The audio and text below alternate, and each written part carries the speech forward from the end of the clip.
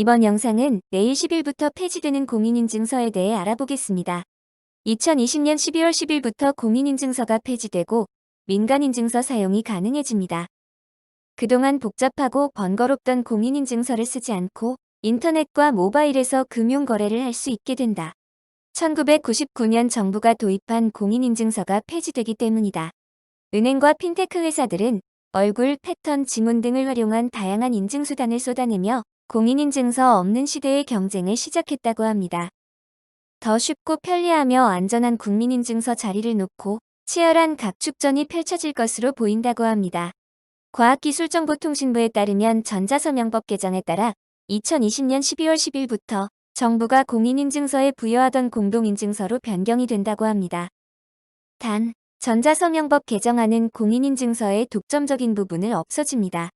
현재는 금융거래 및 공공기관 업무를 처리할 때 공인인증서를 써야 하며 10일부터는 민간이 내놓은 다양한 사설인증서도 선택할 수 있게 된다고 합니다.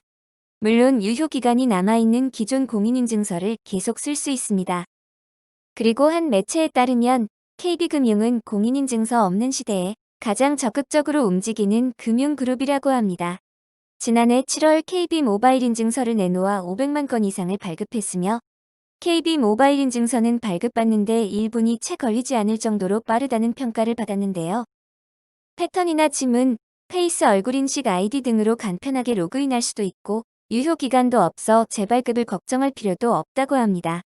최근 행정안전부의 공공분야 전자서명 확대 도입을 위한 후보 사업자로 선정되면서 해당 금융권 영역을 금융 밖으로까지 확대하고 있다고 합니다.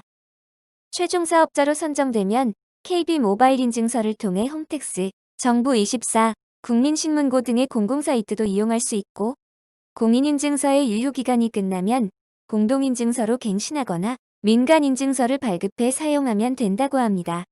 이에 따라 다른 금융사들도 해당 금융서비스를 도입하기 위해 노력 중이라고 합니다.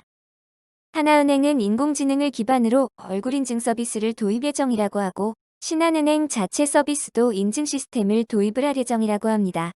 현재 공인인증서가 없거나 유효기간이 지난 고객들도 가입별도 절차가 없어도 된다고 합니다. 간편 로그인, 간편 비밀번호 그리고 안면 인식이나 지문만으로도 금융거래를 할 수 있다고 합니다. 다만 사용 범위에 대한 제한적인 것도 있는데요. 공인인증서에 비해 쉽고 편리하지만 은행마다 따로 설치해야 하고 활용성에 한계가 있지 않나 하고 지적이 있는데요. 특히 KB모바일 인증서는 KB금융 계열사에서는 활용할 수 있지만 다른 은행에서는 쓸 수가 없다고 합니다. 또한 다른 은행들의 사설인증서도 마찬가지라고 합니다. 그래서 금융결제원이 주도하는 금융인증 서비스가 주목을 받고 있다 하며 금융인증서는 은행권 자체 인증서와 달리 하나로 여러 은행에서 활용할 수 있는 장점이 있다고 합니다. 향후 홈택스, 정부24도 순차적으로 사용할 수 있게 할 방침이라고도 합니다. 그리고 우리은행의 경우 자체 인증서를 개발하지 않고 금융결제원 기반의 인증서를 도입 중이라고 합니다.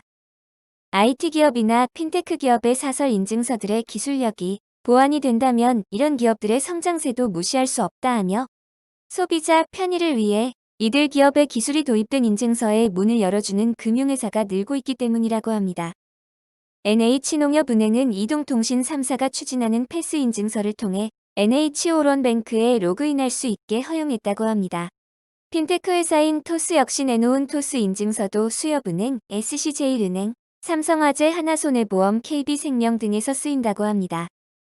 이는 인증 선점 경쟁이 은행권 협업으로 이어질 수 있다는 관측도 나온다며 실제로 KB금융은 신한하나, NH농협, 우리금융의 5개 금융지주 기업들의 공동인증 서비스를 확대 제한하기도 하였다고 합니다. 해당 KB금융은 일부 회사과는 현재 많은 대화가 진행 중이라고 합니다. 그리고 내년 초 연말정산에 활용할 민간업체 후보로 5곳은 카카오, KB국민은행, NHN페이코, 패스, 한국정보인증 등이라고 합니다. 정부는 이달 말 시범사업자를 선정한 뒤 내년부터 연말정산에 민간인증서를 활용할 계획이라고 하니 해당 정보 부분에 어려움이 없었으면 합니다. 지금까지 영상 시청해주셔서 감사합니다. 구독과 좋아요, 알람 설정까지 부탁드립니다.